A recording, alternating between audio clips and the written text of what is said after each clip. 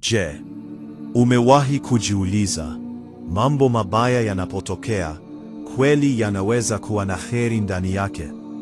Hiki ni kisa cha ajabu cha mfalme mmoja na rafiki yake aliyekuwa na imani isiyoyumba. Kulikuwa na mfalme mmoja kati ya wafalme wa Mongolia.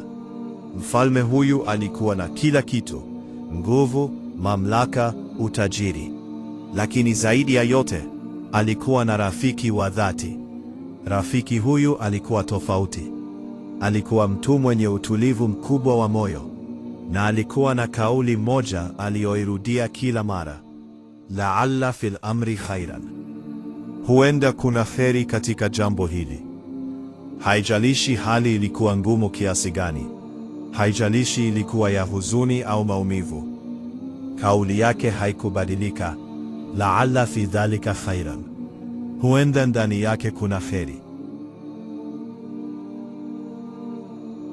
Siku moja, mfalme aliamua kutoka kwenda kuwinda. Akafuatana na rafiki yake huyo mwaminifu. Walipofika msituni, upepo ulikuwa mwanana. Kila kitu kilionekana kuwa sawa.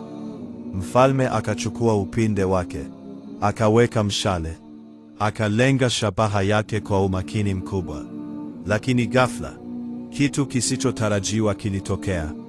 Mshale ulikosea, na badala yake ukakata moja ya kidole chake. Mfalme alipiga kelele kwa maumivu makali. Hasira ikajaa moyoni mwake. Macho yake yakabadilika. Lakini rafiki yake, akiwa mtulivu kama kawaida, akasema, laalla fil amri khairan. Huenda jambo hili lina kheri.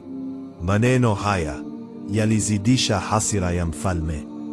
Akamgeukia kwa ghadhabu na kusema, atakulu hadha ba'da an quti'a isba'i. Unasema haya baada ya kidole changu kukatwa?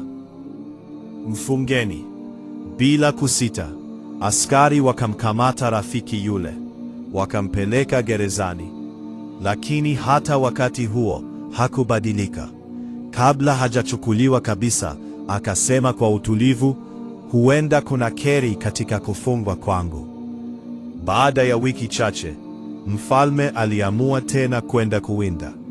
Lakini safari hii alienda peke yake. Hakujua kuwa safari hii ingeleta mitihani mkubwa kuliko ule wa kwanza. Akiwa porini, ghafla alizingirwa na kundi la watu waabudia masanamu.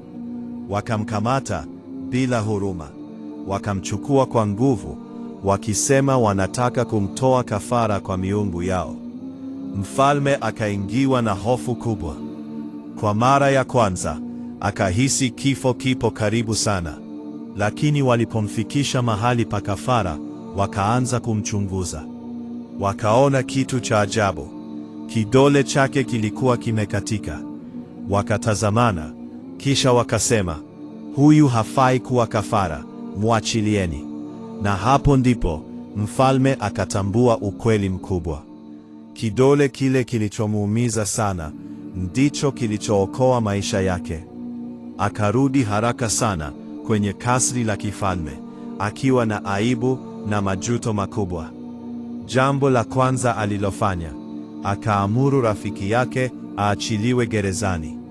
Alipomvona, alimwambia kwa unyenyekevu, hakika kulikuwa na kheri katika maneno yako, na pia katika kukatwa kwa kidole changu, na nasikitika kwa kukufunga. Kama kawaida yake, kisha akasema, huenda kufungwa kwangu kulikuwa na kheri, na lau nisingefungwa ningekwenda nawe, na ningeweza kuwa mimi ndiye kafara. Funzo: hapo ndipo ukweli ulidhihirika wazi. Si kila kinachoonekana kibaya ni kibaya. Kila jambo linaweza kuwa na hekima iliyojificha. Na wakati mwingine, maumivu ya leo ndio wokovu wa kesho. Kama umejifunza kitu kupitia kisa hiki, usisahau kulike, kushare na kusubscribe kwenye Hekima za Kale kwa simulizi nyingine zenye mafunzo makubwa.